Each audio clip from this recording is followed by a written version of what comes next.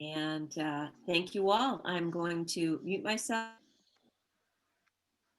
All right. Good evening. Welcome to those of you watching from home tonight. Maybe you're sitting on a cozy couch. And welcome to our panelists. My name is Kristen Malone, and I'm co-president of the League of Women Voters of Glen Ellyn, along with Erica Nelson. Thank you so much for joining us tonight.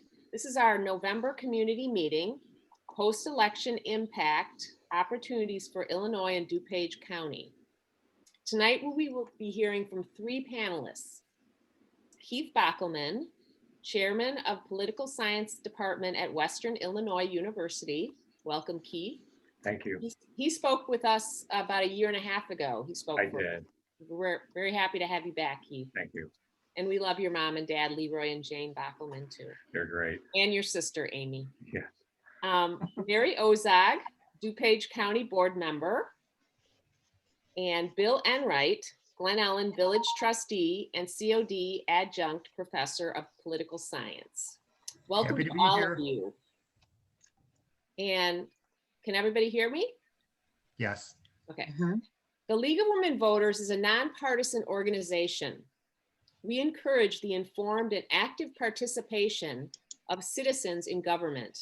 The League works to increase the understanding of major public policy issues and influences public policy through education and advocacy. So I would like to just, before we get our program started, I would like to make a few announcements about upcoming programs that the League will be sponsoring. Our last event of 2020, we're kind of glad to get rid of 2020, will be Thursday, December 3rd.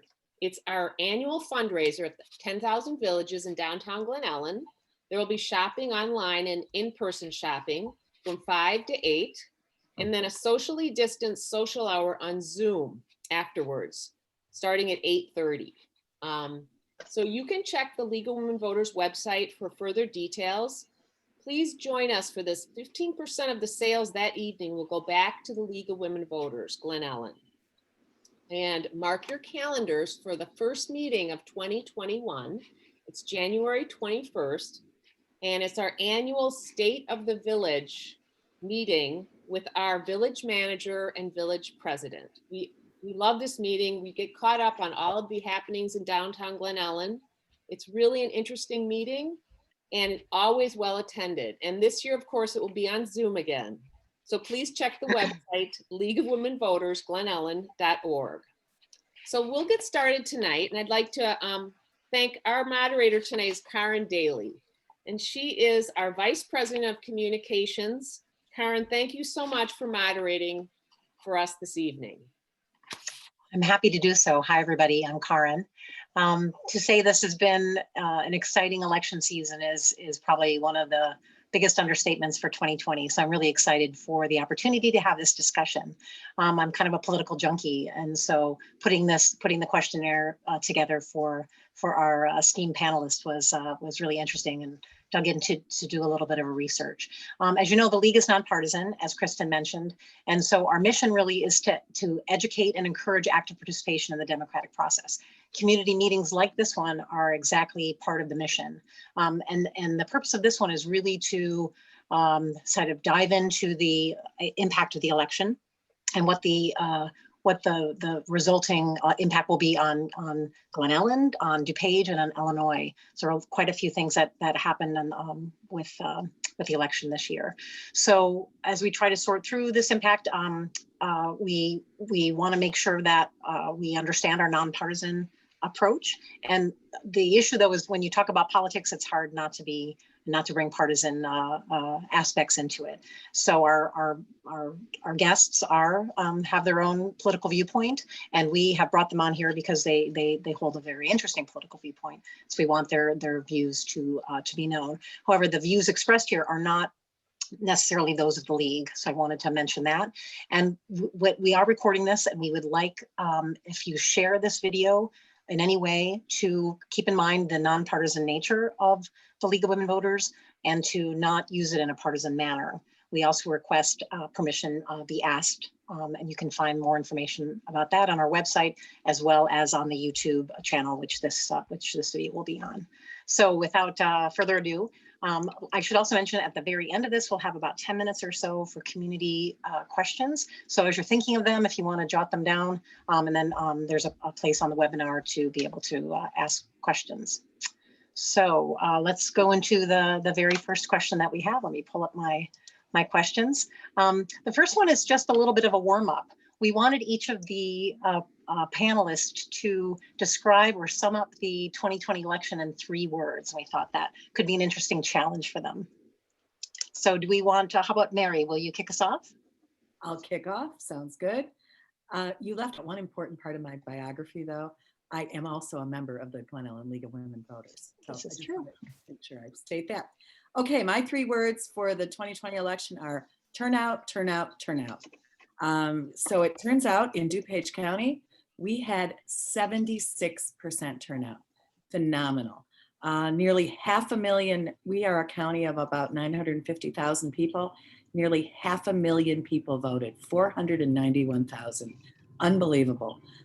I was elected in 2011 and 2015 to the Glenbard District 87 board by 19% of the voters. So I hope everyone shows up in April for the consolidated elections, but the 76% is just phenomenal, and I hope we can continue that. That's it. That's great. Keith, how about you? Well, for an academic, this is a very difficult question. To limit ourselves to 3 words is almost impossible. In fact, trying to come up with something, but I guess I'll go with America is divided. No commentary on that, just America's divided. Well, I think, yeah. maybe further down the road. Okay, that sums it up. And Bill, how about you? Yes, since I'm also a teacher, mine was awesome teaching year where we had a chance to go through so many different components of the election. And even starting back at the primaries and the caucuses in Iowa, where one of my students, I also teach at Joliet Junior College and city colleges. And by the way, I have technical difficulties with all 3 of those places. But one of my students from Joliet Junior College went to the caucus in Iowa, and there was technical difficulties at that caucus too. And so everything has been issues throughout this election season. We're excited to have 2 professors, and Mary is also has quite a youthful group at home with her children. We have a question later on where we'll talk a little bit about the youth vote and how that has potentially impacted the election.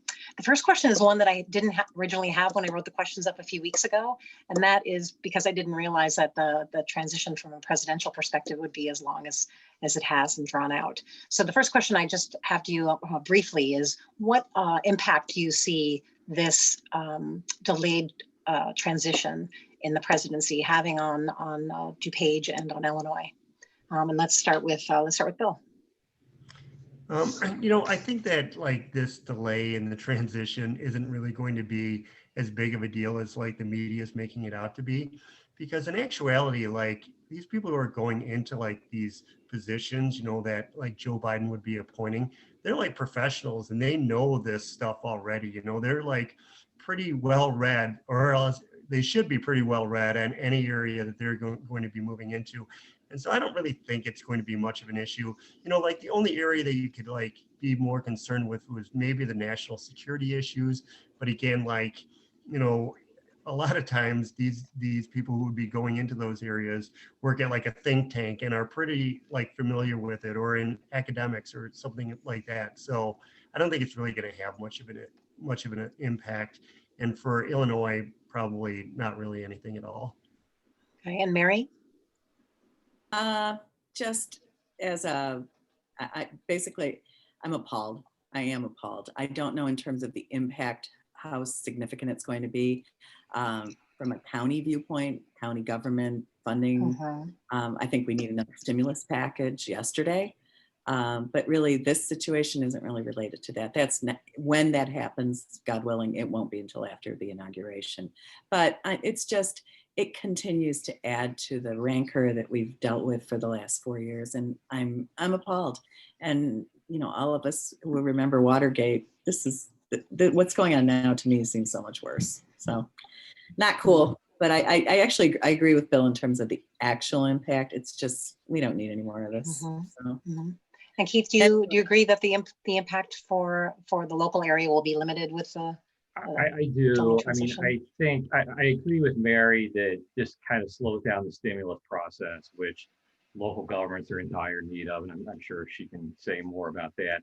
I do have concerns at the national level about, I mean, just things like dealing with COVID in a better way than we have been, and that filters down to the local level as well. I mean, I think we've seen that this fragmented approach to the coronavirus is not really working all that well. And so trying to implement national policies on this, I think all this slows that down, and making the transition to the officials in these agencies, I think slowing that down, that is a concern for me nationally, and I think it does filter down to the local level in some ways. And certainly the partisan rancor, it's not helping that on any level. That's for sure. The second question is very near and dear to the hearts of the League of Women Voters, and that's about voting and the voting process. 2020 was unprecedented in many ways, not the least of which was that the election cycle took place completely in a global pandemic. Voting access was expanded in Illinois. We, of course, had a bill that was passed that allowed for Election Day to be a holiday and expanded the access for vote by mail. So what do you feel are the key takeaways for DuPage in Illinois from this expanded access to voting? And what factors from this particular election do you think will continue to impact the process of elections and voting long term? Let's see, who do we want to start with first? Let's start with Mary first. Okay, on this one, first of all, I have to start out by praising our clerk, Jean Kazmarek, and the election division, which is under the auspices of her office. They did a phenomenal job. That's a big hand, yay. Because basically they were really running, you could almost look at it as 3 elections. They ran election day, they ran early voting, and they ran vote by mail. And so I'm sure that was definitely a factor in the fantastic turnout, but it was just a massive planning issue. They did a fabulous job. I early voted this year. Fairgrounds was well run. Everybody listened to the 6 feet apart, etc. But they really did a fabulous job. They had personal protective equipment. It was fantastic. And so those are all the upsides. We were really fortunate locally that things went as well as they did, but it's a huge challenge. On the upside, I do think that the vote by mail is definitely the wave of the future. And if it adds to turnout, I'm 100% behind it. And we were able to pull it off this year.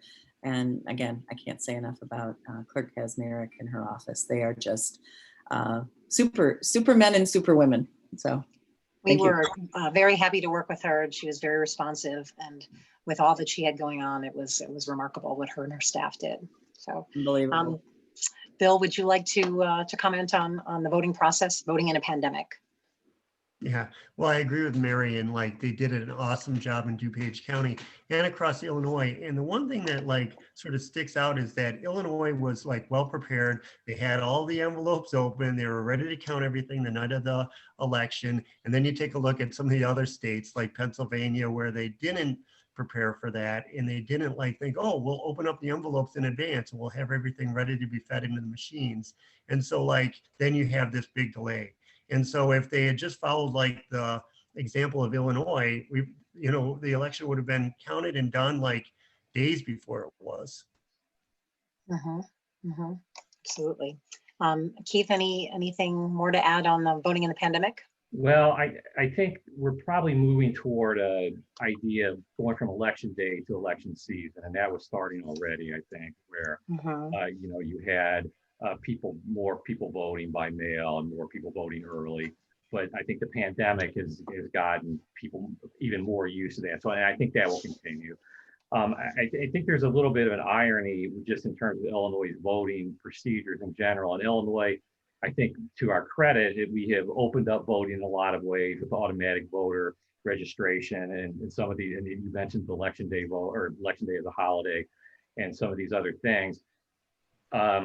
Despite that turnout, and these are preliminary figures, and Mary mentioned DuPage County was up, but Illinois as a whole, it looks like voting is actually down compared to 2016, which is a little bit ironic, I guess. In Cook County and Lake County, I mean, DuPage County was up, and Cook County and Lake County, which are the first and third largest counties in the state, were both down, and that accounts for a lot. So I think that's kind of a sad irony, that the fact that even though we've done a lot to try to make it easier to vote, it doesn't seem like it has paid off in this particular election.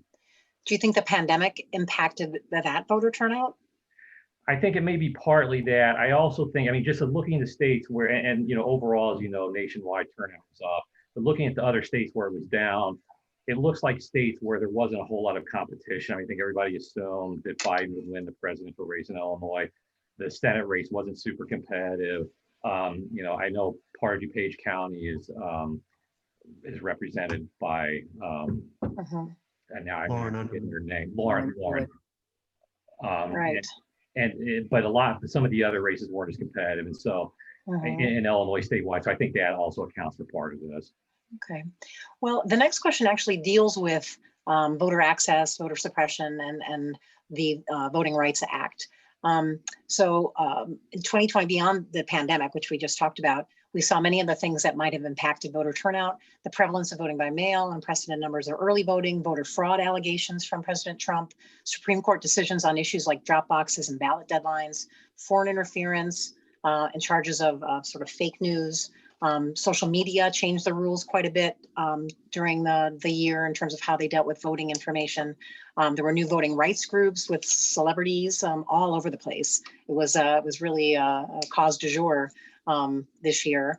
Additionally, we had the death of George Floyd, the murder of George Floyd, and all the social and racial unrest that happened too. So when you think about all those things in terms of how they impacted the vote, obviously been quite a year. So what do you feel with regard to voting access is kind of the state of the union, so to speak, in terms of how we are grappling with these issues, and what sorts of things can we do to improve voting access in the future? And this time, let's start with Keith, since you haven't got to start yet. Well, thank you. So I think, you know, there's been a lot of talk about the Voting Rights Act.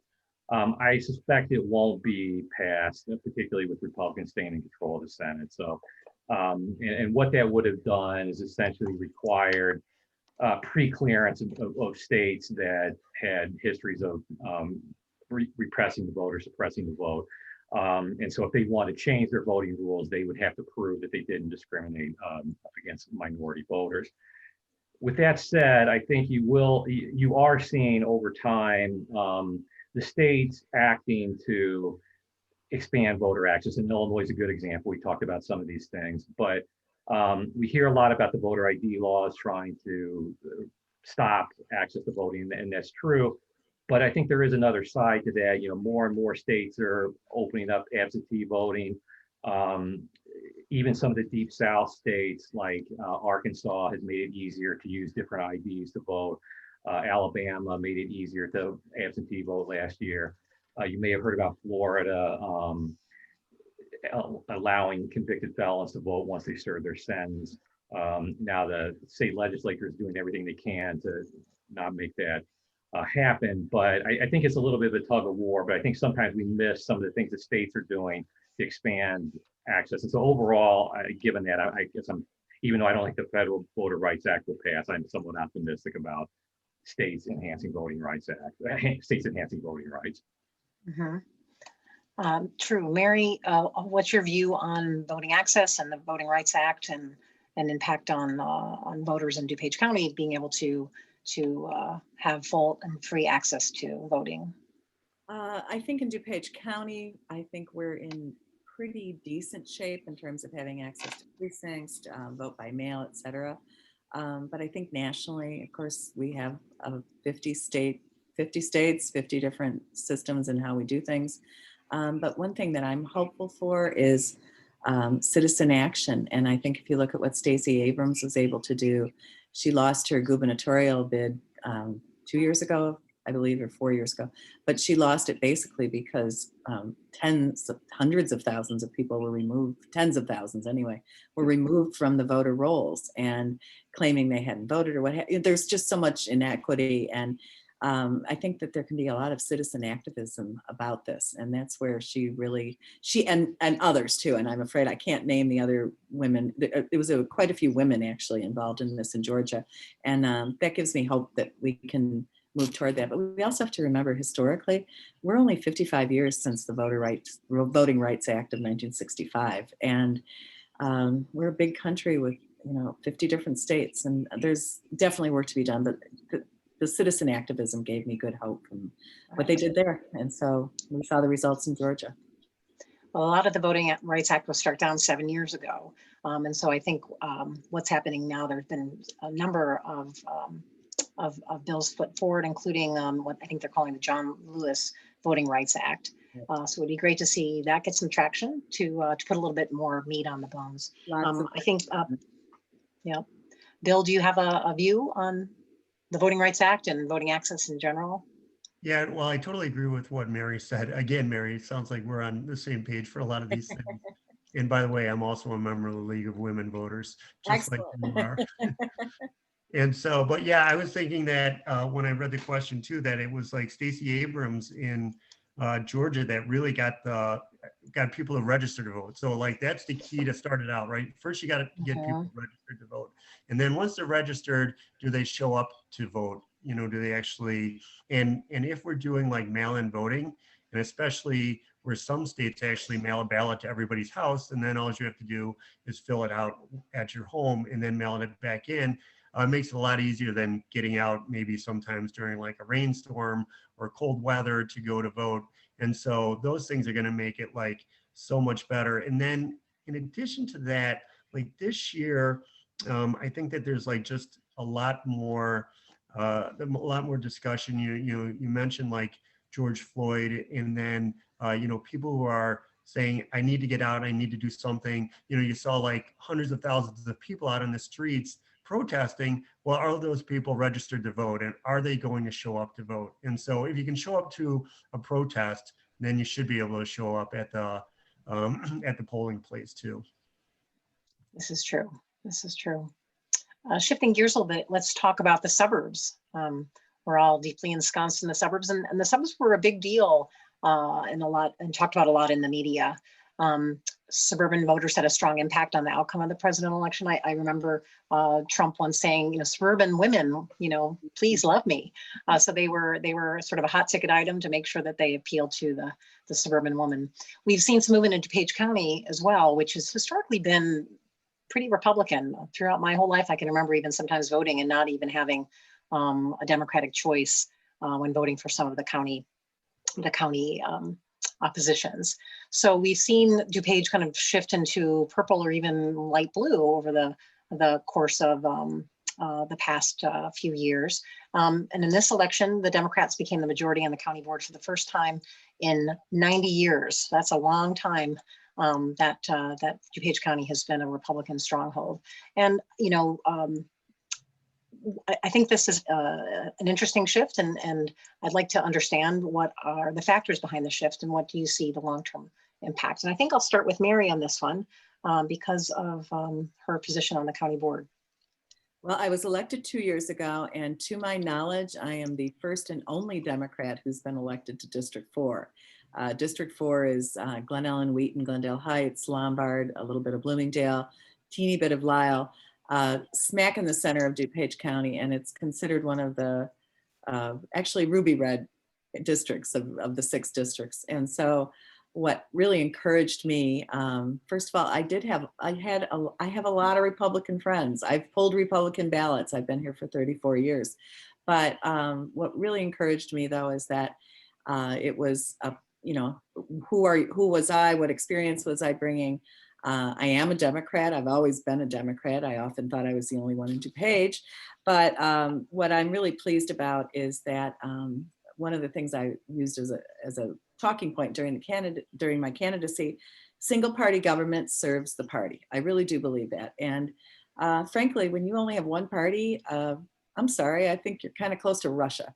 So I think we really needed to have input from 2 parties, different viewpoints, and new voices who may challenge the status quo when appropriate. And that's one of the reasons that I ran as a Democrat. And I think it's encouraging, and that people are not hopefully as polarized about, oh my God, you're a Democrat. I know I had Republican support because I have a lot of Republican friends. And that's where I'd like to think in terms of less polarization, that hopefully we can move toward, look at the individual, look at what they're trying to bring to the table. So If you look at, moderately hopeful. I'm sorry. if you look at some of the political signs, I would notice that people would have political signs from two different people of two different parties in Glen Ellyn. And I always thought that that's great, that they're voting on the person and not the party. But speaking of political signs, what is interesting, when I did my signs 2 years ago, I had some that said Democrat and some forgot to say Democrat. And then this year, I really noticed there was one candidate on either side who had a small little elephant on his. Otherwise, people really left the parties off, which is interesting in a local election. So it was kind of, just a whole other, signs are a whole other story, but it was an interesting observation. So they wanted you to look at their name and who they were, not their party. So Exactly. So, So, Keith, how about you? What do you think about the suburban vote? Well, I think, when President Trump asked suburban women to love him, it seems like the responses were not that into you. So, but I do think there's, I look at some of the statistics for DuPage County, and if you go back to 2000, George W. Bush got 55% in DuPage County, so a pretty strong win. Then in this year, Trump only got 40%, so a 15% swing in 20 years. Now, I think, part of this, I think one question a lot of people have is how much of the suburban vote is an anti-Trump vote, that many suburbanites find President Trump unappealing, and how much of it is more a realignment for the Democrats. But I think the things that Mary was talking about, the shift toward local level offices being more Democrat, I think that's more democratic. I think that's a more substantial shift perhaps, and maybe a more long lasting indication of DuPage County and other similar counties nationwide turning more purple, or even, as you said, light blue. And Bill, any perspective on the suburban vote? Yeah, and Mary, you seem like a very nice person. I've been pretty shocked at the change in DuPage County, and so so have I, Bill. And I know, like, when you ran, Mary, there was, you and Grant Eckhoff were both elected in the same election, and so there was a Republican and a Democrat elected in that election. And now, that DuPage County Board is swung to Democrat. I didn't think I would see something like that coming so quickly. And I do think it does, certainly does start at the top with the ticket, and that Trump did turn off a lot of voters in Illinois. But I do remember in 1994 when Bill Clinton was in his midterm election, and in Illinois totally swaying to the Republicans. And at the state, across the state, we had all the statewide offices go to Republicans, and even the House of Representatives in the state of Illinois had swung to the Republicans. And so, when you have these midterm elections and, elections where there's like somebody at the top who's like sort of like divisive, then it could like lead to something like this. So, I'm certain that there'll be another swing again, because in 2022, we'll have a midterm election with a Democrat in there. If I could also just add, in 2012, Mitt Romney did very well in DuPage County. I mean, he didn't win, but he came very close against a candidate, obviously, who's not only incumbent president from Illinois. So I think the candidate does matter in this. Well, and being more of a central voice as opposed to extreme on either side of things. Right. Moving on to the next question. We one of the things that happened in this election, besides COVID and COVID's impact on budgets all around the state and the county, is that the fair tax amendment did not pass. So that provides kind of an unclear future with regard to finances in Illinois and potentially in DuPage County, when you add also the cost of COVID to the mix. So I'd like the group to talk about the impact of all of these 2020 events on the local economy, the state and municipalities' budget, and what can be done to mitigate some of those issues. This time, let us start with Bill. You know, the Fair Act, I think that was the Fair Tax Act. I think that was like one of those things where, first of all, there were so many commercials about it that people weren't exactly even sure what it was. And then, I don't know, like you look back at when the tax increase was put in Illinois, went from 3.5% to basically 5%. And so you had like a 40% increase in taxes in 1 year, which, you know, I mean, I remember thinking, well, nobody gets a pay increase of that amount. And so I was kind of surprised that we had like that much of an increase. And so that part I think was like, sort of like a part that people maybe had still remembered and said, well, why don't you just use the money that you've already got coming in? And then as far as the local governments go, and I'm on the village board of Glen Ellyn, so I can talk, you know, a little bit about us. And that's that we're lucky that we did get the CARES Act, and thanks to DuPage County for like sharing that money with us. And so Glen Ellyn was awarded $1.5 million as part of the CARES Act, which for Glen Ellyn has basically been enough to fill like the budget shortfalls that we have. And then also with the CARES Act, you have to spend it on certain things. It has to be like related to like the pandemic. You can't just go spend it on whatever you want. And so you have to be like a little bit careful with that. But fortunately we did get that. And so for Glen Ellyn, we're in pretty good shape because of the CARES Act, and again because of DuPage County sharing that revenue with us. And the state also got, I think it was $3.5 billion that the state got from the CARES Act, and so again, that's one of those things where, you know, you're talking about 10% of the state's budget at $43 billion, so they should be able to like at least start by getting through with that, and then I don't know, like after that. But what I would say is it's the individuals. It's like the people who are unemployed. They're the ones who I'm really concerned about, and they're the ones, in my opinion, that really need the help, and that the Congress ought to be stepping up to like expand unemployment and maybe even do like another stimulus check of $1,200. Maybe not for every citizen, but at least for those who are unemployed.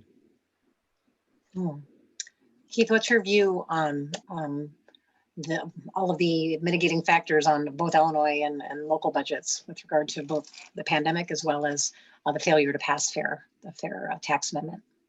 Well, so the governor was kind of pushing one of the arguments the governor made for this, and then he was obviously a strong supporter of this, is it might lower people's property taxes.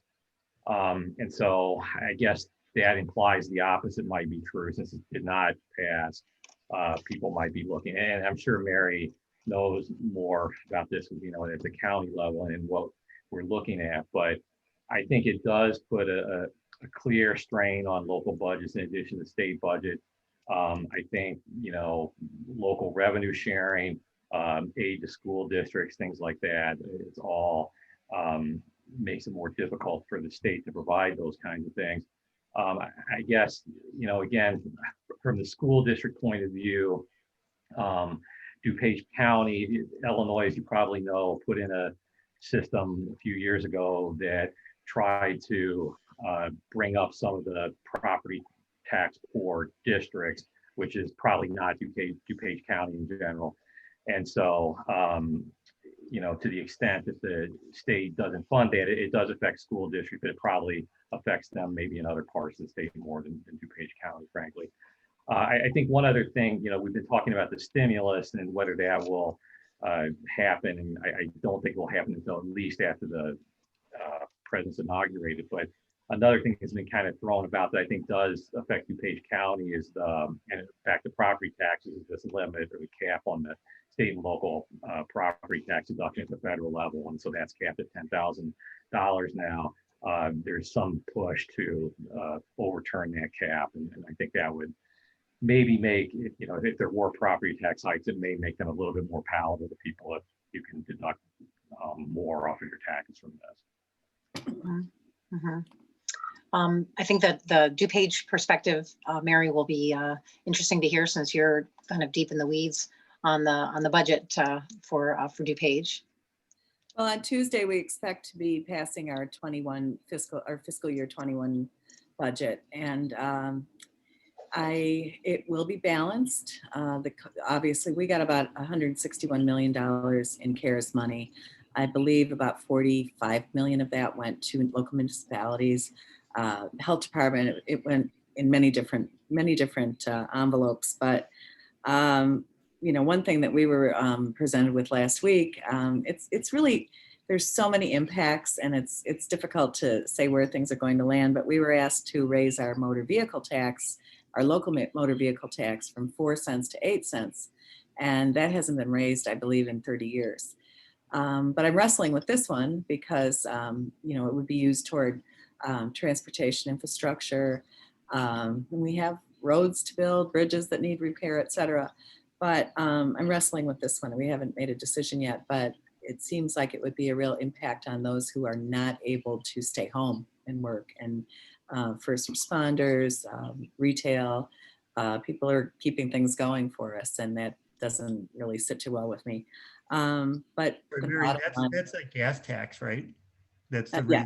gas tax from 4 cents to 8 cents. Yeah, that was just proposed the past week, so we haven't done anything with it yet. But I'm not quite sure what I'm going to be, how I'm going to be voting on that. But it doesn't seem really equitable to the people who are impacted the most to me. So I've got to look at that. But overall, we need more stimulus money. There's just no question about it. And county needs it, municipalities need it, and I'd like to see.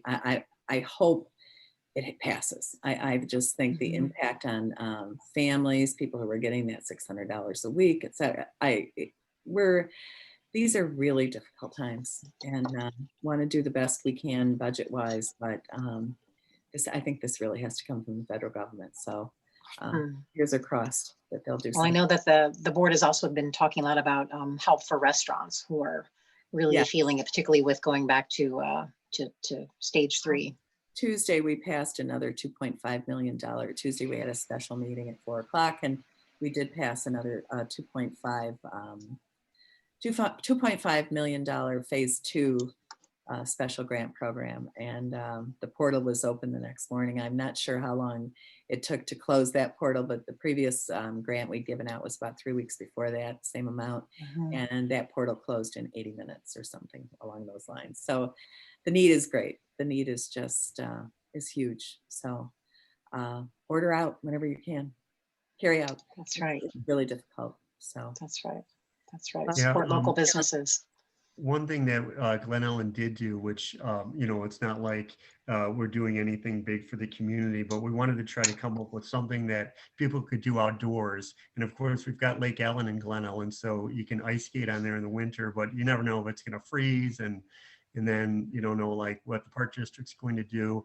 And so together with the park district, the village board used CARES Act money to buy a synthetic ice rink. So we could put it in a parking lot across from McChesney and have like activities for people to do. And it is one of those things that like was you could do under the CARES Act. And so, hopefully we're going to at least have something for, kids to do where they're going to be outside and socially distant. And so, some of those things are also like important too, where you're not only, saying to people, only stay in, maybe come up with some other options for them. That's great, because I know we're all looking at canceling Thanksgiving with families and a long winter before the spring comes, and having something to look forward to like that is terrific. So keep the ideas coming on that front. I hadn't heard that, Bill. That's very creative. That's great. Yeah, right. Isn't it funny? That's great. That's great. This is really great for the community. That's great.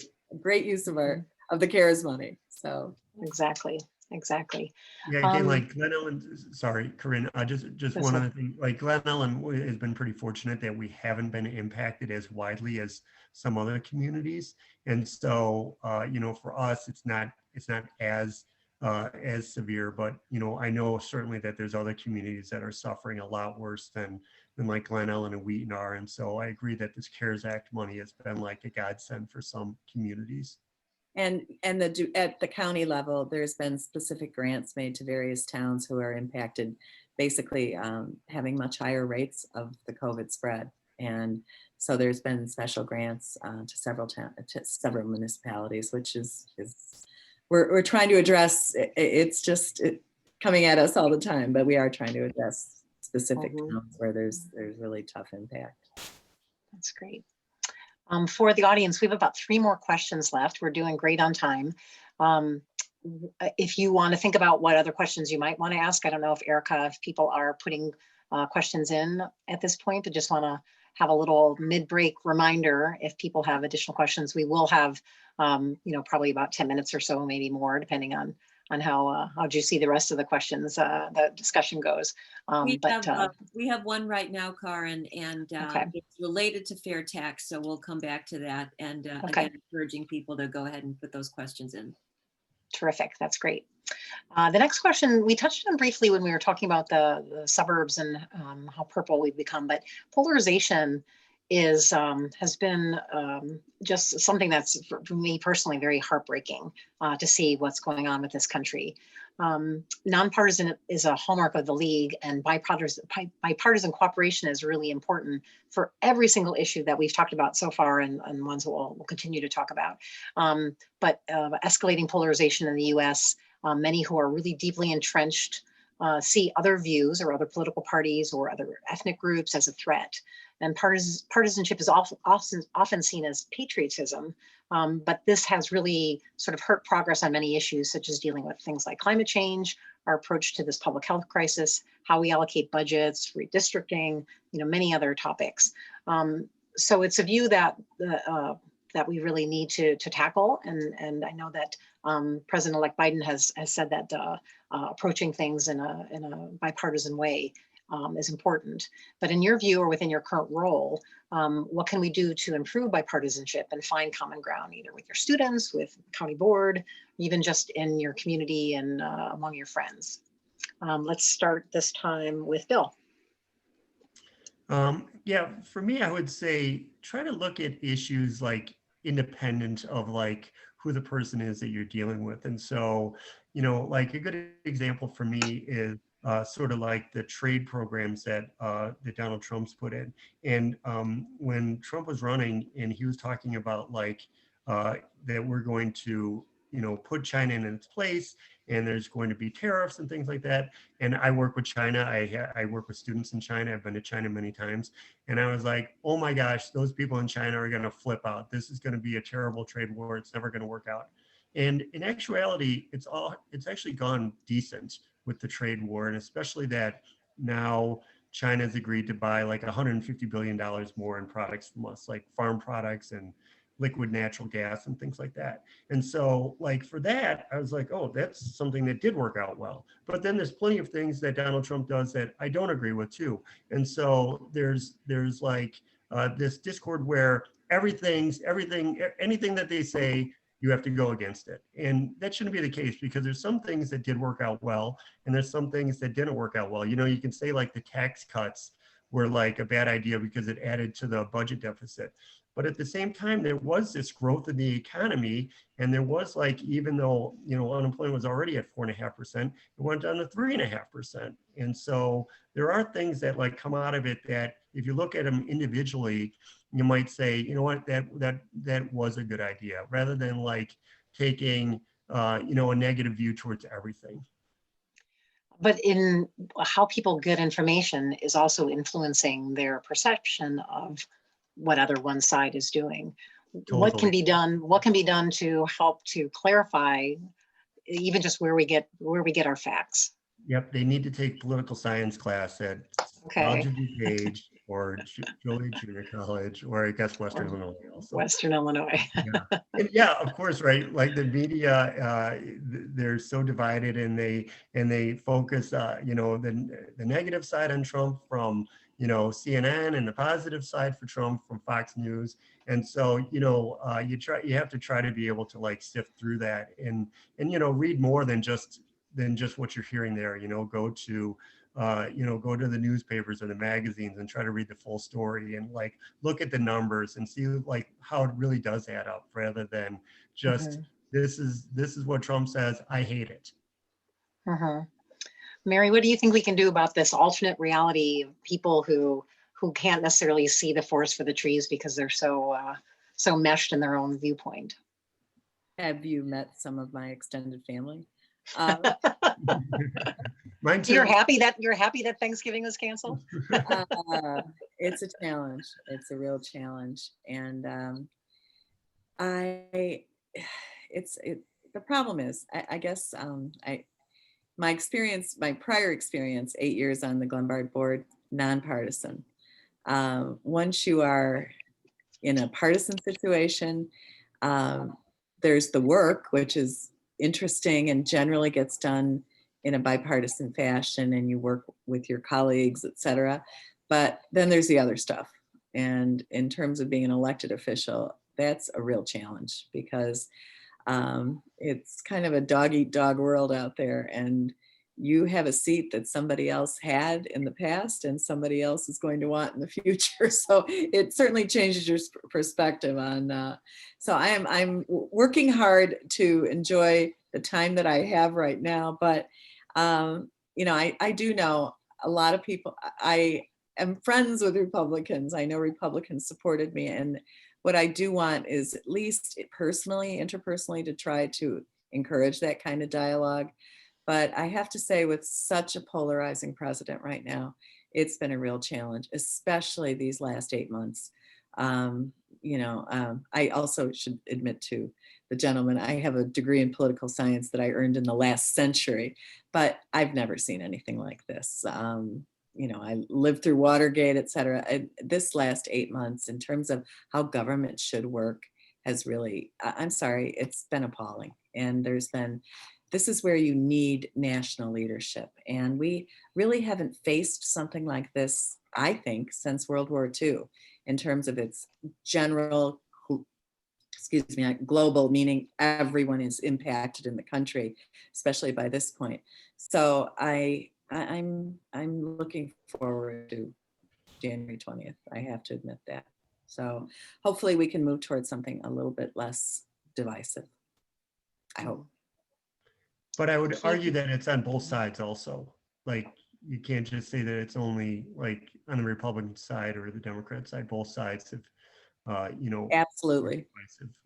Right. Both sides.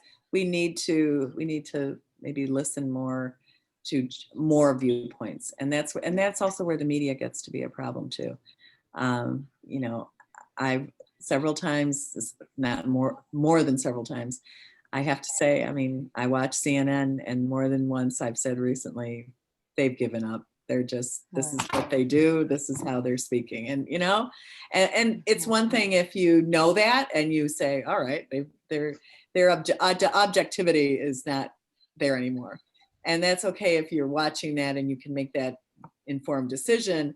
If you're watching, a different type of media where that's all you're getting, that's your complete steady diet, that's really difficult. And it definitely goes on both sides. So we need to be a lot more discerning, and I don't know where we go with that. Actually, that's where we need more people taking political science classes, right? Where you learn, what are you watching? Where is the information coming from? Or more people joining the League of Women Voters. And I have to say, I really appreciate being a member of the League of Women Voters and working in the communication team with a wonderful team, and really thinking about how can we address these issues in a bipartisan or nonpartisan way, because we want to reach everybody. We want everybody to vote. And it's been a great thing just to sort of open your mind a little bit, to try to take off your partisan hat and try to look at the world a little bit through a nonpartisan lens. And so I think take political science courses, but also join the League of Women Voters, if I And can your- put in a little and your- plug there. Your candidate forums can you imagine a League of Women Voters that would only do candidate forums for one party? No, not ever. No, And so Of course not. that's the kind of more broad education where we need people to pay attention to all viewpoints. So, Exactly. Keith, how about you? I don't think we've heard from you about polarization and its impact and what can we do to mitigate it? Well, I'm certainly in favor of people taking more political science classes, so I agree with that. I think we might want to think about some of the rules for voting and even the party system. I think maybe breaking down the two-party system a little bit might be, our voting rules are very biased against having third parties. And I think if we had third, fourth, fifth parties or whatever, it might break down some of these rigid identities people have. I was struck by what Mary was saying about having Republican support. And I think that's more and more unusual in a way, in the sense that people's partisan identities line up with so many other things in their life, such as their religion, their race, their gender. And I think if we had more parties, it might break some of that down. Just in terms of voting rules, I think one thing I would prefer is the ranked choice voting system, where people, instead of voting for one candidate or the other, they rank the candidates. And I think that takes some of the rancor out of the process, because candidates have more of an incentive to try to push why they are good rather than tear down their enemy, because it's less of zero-sum competition between candidates. So I think we might want to look at some of these institutional things. One other thing I just wanted to say, and this relates to what you were saying about the League on partisanship. One fear I have is that voting itself is becoming, or the desirability of voting and having widespread voting is becoming a partisan issue. And to the extent that happens, I think that's very troubling. Absolutely. I had the chance to live in Europe, in Amsterdam, and there they had multi-parties, and it was an interesting process to see. Nobody had the majority, so they had to form coalitions, and they would find what was common. Otherwise, the government wouldn't work. And I think to your point, Keith, is having these other viewpoints and having to sort of compromise and negotiate would be good for the democratic system. And we could have a whole forum on the Electoral College and changing our way of voting. So maybe we should consider that, because the League, I know, has some point of view on those topics. So moving on to, we have one on the youth vote, and I wanted to add this one because we had two professors who work with young people, and I know, Mary, you have a lot of young children, and you have 4 young adults in your world. And I think the youth vote this year was really exciting to see. We had a presentation from Gen Z here on a community meeting, talking about getting out the Gen Z vote. More and more young people voted in this election than ever before. In Illinois, schools were closed, and many precincts had high school aged election judge. I know I was an election judge, and we had 3 in my precinct, and it was great, and it was a wonderful opportunity for them, and it was so great to hear, and I heard from other election judges too. So it was great to see the youth activism and involvement. So are we seeing a more tuned in generation? Has the pandemic impacted this generation, this cohort? And what are key issues for them? What are you hearing in your classrooms or from your children? What are the topics that are sort of meaty to them? Let's start with Keith. Well, they have a lot of questions about the process, not surprisingly. So how does the Electoral College work? Why does it work the way it does?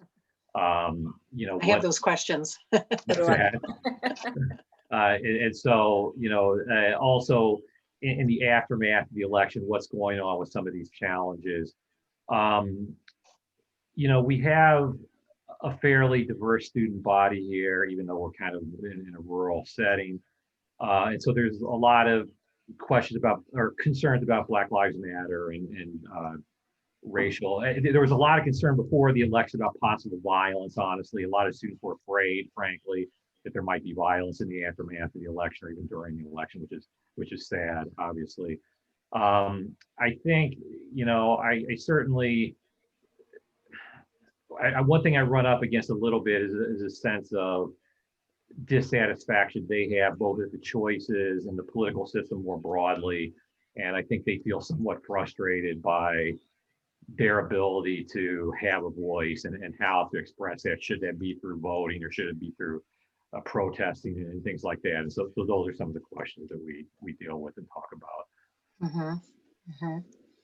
Mary, what do you see your kids and their friends talking about? One thing I can start by saying that all 4 of my kids, excuse me, always vote because it's not allowed not to vote. But in terms of their friends, I would say that they're engaged, but they're also very concerned, very worried about the environment, and worried about the process and what we've been through in the past number of years. But I'm hopeful because this particularly stands out. Erica Bray Parker is a civics teacher at Glenbard North, the school board I was formerly on, and they have a civics club, and those kids wear a t-shirt that says democracy is a verb. And they've had the most engaged group. All of our Glenbard high schools are all great, but a lot of these kids have gotten really involved, and they're working on, what is our system and how can I get involved? And they're getting involved from an early age, and that's really encouraging. So I'm optimistic. I think that they're more engaged now than ever, and they need to be. That's great. That's great. What about Bill? What about your students? Are they pretty tuned in? Yeah, I actually require a weekly current event paper for my students. And so I, stay pretty tuned into what they're talking about. And prior to this semester, so prior to George Floyd, you didn't really hear much about Black Lives Matter, but now I would say maybe half the students at least have written a paper about Black Lives Matter. Many have written papers about defunding police. Many have written papers about coming up with ways to deal with people who have mental illness. And so they're much more engaged as far as that side of it goes. The other side of it, I would say there's always 10% of the students that are maybe political science majors or have been really tuned into the news, and they're going to be they're going to be the ones who are talking about what's going on with the economy and things like that. But overall this semester, for sure, it's been Black Lives Matter, defunding police, and then what can we do to help all of these people who are struggling these days, and then add in there the pandemic on top of it. And so for sure that's it. And don't get me wrong, I'm crazy assigning a weekly paper that I have to read 120 of these things a week, but they are very interesting to read. I have a 14-year-old who's a freshman at West, and she is chomping at the bit to vote. And it's really exciting to see them being engaged. And I think being in the pandemic and all the things that went on this year, racial injustice, et cetera, has just allowed open the eyes of our youth, and that's very exciting. So let's talk. So we're at 8 o'clock right now, and we wanted to wrap things up by 8:15. And I understand from Erica that we have some great questions from the audience. So I don't know if Erica, you would like to pose one of them. Sure. Let me open them up. The first one is a connection back to the Fair Tax Amendment. I'll read it, but it was specific to DuPage. What impact do you think the Fair Tax Amendment had on the turnout in DuPage, voting turnout, if any? Mary, do you want to take that one? I'm pulling this out of my hat, but I would say not a massive impact. I think that the real impact was, my gut feeling is presidential and congressional races. And then going down ticket, you hope people are informed, et cetera, but I don't have a sense that was a major factor. That's my gut feeling. Okay. Bill or Keith, do you have a viewpoint on? I agree with Mary that I don't think that very many people were getting out to vote specifically for that. And I can tell you for sure, young people weren't, students in my class really couldn't care less. I had to explain it to them and then explain it to them again and again because they just weren't engaged in that topic. Mm-hmm. Well, I think we also got a taste of what a swing state is like in terms of the amount of advertising that was spent on both sides. And that I think certainly impacted how people viewed it. Keith, do you have anything to add? No, I mean, I think I agree. I can't really speak for DuPage County, but I don't think people were, I don't think that was the top thing bringing people to the polls. I think it was the presidential race and then to a lesser extent Congress. And a part that's just kind of interesting about it is, you know, you would normally think that, in my opinion, that Democrats would be more likely to vote yes for that. And of course, we had like huge numbers coming out to vote for Democrats, yet it didn't pass. So, so I don't think that that was really a big issue. Thank Great. you. Our next question, I think we should start with Keith on this one since he already raised a piece of this. What is your opinion on the Electoral College versus a purely majority vote for President of the United States? Well, I've always thought that we should have a popular vote. You know, and I've discussed this in my classes for a long time. And it used to be sort of like, yeah, this is kind of stupid. Why don't we have a popular vote? But now I think it is seen more through a partisan lens. And so students, you know, their partisan identity kind of determines whether they think it's a good idea or not. But I think the history of the US has been to become more democratic in various ways. So for example, we used to have state legislators pick senators. We don't do that. We have the people pick senators. You know, as you know, we used to deny women the right to vote. And so I think in consistent with that trend toward making the country more democratic and giving the people a more direct voice, I would favor a popular vote system. Now, I guess maybe I can add to that. I don't really see that probably happening. You would have to amend the Constitution. I think that's unlikely. I will. Bill, you said, no, go ahead, Mary. I just want to add, though, really disturbing thing that I heard on the news today is that President Trump has invited Michigan legislators to come to Washington tomorrow. And, you know, there seems to be something floating around out there that he believes he can change the votes of the electors in each state. And that's why I think he's bringing these legislators, these Republican legislators, to Washington tomorrow. And if that happened, I mean, even an attempt to have that happen, to change the electors' votes based on the popular vote that was cast in the state, this is, in some ways, we're going to get to January 20th, but when you hear this sort of thing floating around, it's very disturbing. To mess with the way the popular vote should be reflected in the electors is disturbing. And I think it's time to get rid of it. Absolutely. So. Bill, do you see that in your student body, that they agree with that? Well, you know, I guess I won't speak for my students, but I'll speak on behalf of myself, which is, you know, the Constitution certainly does have some issues that I disagreed with, but in this case, I do think that they sort of looked forward and said, could there be some issues with voting that we need to be concerned with? And you know, that was pretty smart group of people that were writing the Constitution. And so I don't necessarily think that it needs to be replaced. It's only happened a few times, which I know has been big, but where the popular vote didn't win. But in the end, that was how the framers of the Constitution decided that we ought to do it. And so overall, I would say I wouldn't necessarily say that that's a top issue for me, that we need to replace the Electoral College.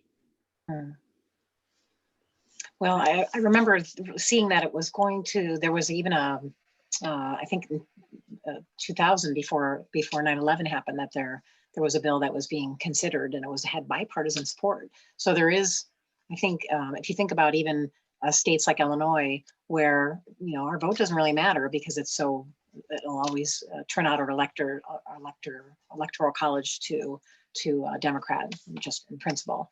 But it feels like it should be a bipartisan issue. And I know the League of Women Voters also has a position on eliminating the electoral, or at least finding a new way forward on that.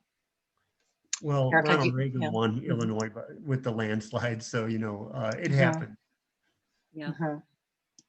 Yeah, we have another question, and then I have a question of my own that'll tag on to this next one, I think. What conditions must prevail in the state legislature, so this is Illinois, and or courts, quote, what stars need to be aligned for pension reform to occur? The conversation seems to have ended. You know, I could talk about this because I'm in a pension system myself for the state of Illinois, and I know Keith is too. And so we did already move over to tier 2 pension system. And so with the tier 2 pension system, people who enter the system after January of 2010 are going to be in a different pension program than those who are in what's called the tier 1 system. And right now the state constitution says that you can't change somebody's pension once they've entered into it. And so I don't know like how we're going to get around any of that. I would say that for sure, like the pensions are, killing the state in some ways because it's $8 billion out of our $40 billion $40 billion budget in the state of Illinois that goes to pensions. But at that rate, there's just nothing like that we could do unless we can change the state constitution, and I don't see that happening in any way. And so for now, as we have to deal with is the tier 2 system, and then there's like a tier 3 system also where people can just contribute themselves to their own equivalent of a 401k. Keith, anything to add to that? Not really. I mean, I agree with that. The Illinois Supreme Court has shown no indication that they would accept any kind of law as constitutional to change the current pension system. So I mean, they seem pretty unanimous on that. And so like Bill said, eventually the tier 2 thing saves some money. I think the real killer on the pension system is this 3% a year inflation boost. When it was put in, it didn't seem like that big. It seemed reasonable, but inflation has been so low for the last 10 years or so that it's really started to cost the state a lot of money. And so, I mean, I think that was probably a mistake in retrospect. But again, the Illinois Supreme Court has shown no interest in altering people's pensions that I can tell. Yeah, Mary, truly, the COLA is the true issue for it. 3% compounded. Somebody retires at 75%, and within 8 years, they're back up to their full salary and then surpassing it soon. But that was past years ago. Not sustainable. Mary, anything else to add? Oop, Mary, you're on mute. This is, Oh. where do you start? But both of the gentlemen have given good responses. It's a really tough one, and that 3% is really difficult. So I don't have an answer. I don't have a solution. Be quiet. So Erica, you said you had one question, and then we just have a final sort of wrap up Yes, question after that. just quickly, this is a thought of my own. I have a daughter who's a kindergarten educator in her 6th year and had served on local school board in Glen Ellyn 41. And I'm thinking about the distress of the academic year this year, and wondering if what potential impact, as you're talking about state pension, with early retirements and maybe a larger number of retirements coming out of this, and the impact on that. This disruption creates these other waves. So I don't know, Keith, if you've looked at that at all, or if that's a part of any discussion. Well, one thing I would say, and maybe this is something, I don't think the state could do this at this point, but there's a real, the individual units of state government, like the school districts or the universities, are sort of at odds with the state. For example, we've had this ongoing budget crisis at Western, and so one way we solve it is to basically give people early retirement incentives, so that kind of takes them off the books for us, but it puts them on the books of the state. And so it doesn't really save the taxpayers, the state, any money. It just is kind of shifting it around. So if there's some way that you can sort of diminish those incentives to have these cost shifting things, which ultimately somebody's going to pay for, I think that might be a minimal aspect of solving the pension crisis. Now, as I understand, the state is putting more of a burden on the universities and the districts to pay some of these retirement costs. But I think that's another mistake that was probably made, is to separate the benefits that are guaranteed with who's paying them. Mm-hmm. Any other perspective, Mary or Bill? You know, I don't know for sure like what's going on with the schools as far as like who's retiring early or leaving early, but I assume that there's some of that going on, you know, whether it's at like District 41 or 87, that there's got to be some teachers who have decided, you know what, this scares me. I don't want to be in the classroom. This is too hard. And I can tell you just from my perspective myself, like it's driving me nuts, this stuff doing on Zoom and then trying to figure out like how to do everything online. And so for me, it was always somebody had to hand a piece of paper to me in my class, and that's how it was graded. And now everything's graded online. And so I'm sure for some people that are like, you know what, I'm just going to move on because this isn't working out, maybe take an early retirement, or they were close anyway and decided to leave on their own. But I'm sure that it's happening. Thank you. That's all the questions we have in chat. Okay, great. So the closing maybe even allows you to sum up a little bit too, but it's a two-parter as I sent to you earlier. The first part of it is what keeps you up at night. So, you know, what are the core things that are concerning you right now? And we want to leave it on a positive note. What gives you hope? So why don't we go ahead and start with Bill? Yeah, keeps me up at night. Actually, I fall asleep right away every night. But I do wake up like really early, and so what wakes me up in the morning maybe would be a better one for me. Mhm.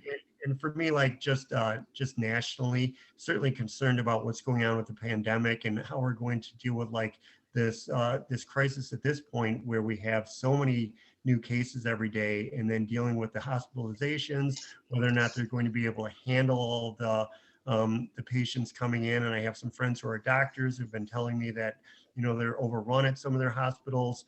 And certainly, I guess, maybe not the entire hospital, but for sure, like the intensive care units and other like critical care areas. And so for sure, that's the thing like that I'm most concerned with and trying to get that done. And I'm, you know, as far as the hopeful side of it goes, I'm so hopeful about the vaccine. And I've even like tried to sign up to be like one of the test cases for the vaccine, but I haven't heard back from anybody about it yet. But I think that that's going to be the thing that does finally like take us over to the other side. But even still, that's like, you know, maybe a couple of months away. And so I would say to everybody out there, keep trying to be safe and do the social distancing and keep your masks on. And one thing that has been like surprising to me is like in Illinois, where we have had like the mask mandate and we have tried to do like the right thing, yet we're the state with the biggest cases, the largest number of cases. And so there must be something going on that I don't see, but try to do the best that you can. Absolutely, absolutely. Keith, what about you? What keeps you up at night and what gives you hope? Well, I have some concerns, and Mary sort of alluded to these earlier about maybe breaking political norms is the way I put it, and sort of the idea of not accepting the will of the voters and what that does to our democracy, the tradition of peaceful transfer of power. And so all these things that seem to be in question now, and you know, sort of, if President Trump is trying to manipulate the electoral college and you know, go away from the will of the voters, and the polarization that was kind of also talked about earlier. What gives me hope, I think, you know, looking at history, and I think you can see that some of these things are not really new. Those of you who have been down to the Lincoln Museum in Springfield, and if you haven't been, I'd certainly recommend it. You can see, you know, how nasty some elections were during that era. And I was looking at the election of 1800 the other day, and you know, some of these issues that we've been dealing with, ranging from, you know, who's a real American and the role of immigrants, to court packing, to all kinds of things that we seem to be new, were on the table then. And so we survived these things. And so I am hoping that we will go on from there. Looking to history is always a good thing to do. What about you, Mary? What keeps you up at night and what gives you hope? Oop, you're on mute again. Doing so well. There you go. I worry, I mean, I have 2 kids in their early 30s and 2 kids in their 20s, and I worry about I mean, my own kids, obviously, think about the bookend of the last 10 years between the fiscal crisis and then the financial crisis and now this COVID. And I think we are barely even scratching the surface of how this is going to change the workplace, travel, job opportunities, all those sorts of things. So not just for my own kids, but for this particular generation, I really worry about really increasing inequities between groups of people. I just think this is just a seismic shift that we are living through and can't really understand the ramifications of it yet. In terms of hope, though, yes, I am a Democrat and I am a League of Women Voters member, but I'm very hopeful that with Joe Biden's re-election, I am, especially as a legislator, I'm appalled at how this COVID situation has been handled. I really am. Not even listening to your own experts, Dr. Fauci, Dr. Birx. This is very painful to watch. My mother was a nurse epidemiologist. This is real. This is science, and you have to believe it. And what we've seen so far has just been so disjointed, and the messaging has been so all over the map that we end up with where we are right now in November. So the COVID vaccine announcements in the last few weeks combined with the election, that's what's giving me hope right now. So we will get through this, and Keith makes good allusions to election of 1800. That was a doozy, and there's we often do survive our history, and that's something to look forward to. So absolutely. Well, this has been a whole lot of fun and very interesting, and I really appreciate your engagement and your deep thinking about these issues. The League of Women Voters thanks you. I'm going to hand it over back now to our co-presidents to close us out and to, I think, give us the perspective of what is happening next. Thank you, Karen. It's great. Thank you so much. I would like to just take a moment to thank everyone for attending tonight. If you know anybody who might be interested, as you know, the meeting was recorded, so you can always go back. We are so grateful for our three speakers, Keith and Bill and Mary, and we thank you all for coming and taking time. And one last thing is, Erica and I want to say, please keep wearing your masks, keep physical distancing, and we're all going to try to stay safe, and happy holidays to all of you. Thank you. Great. Thanks, everybody. Bye-bye. Good night. Night.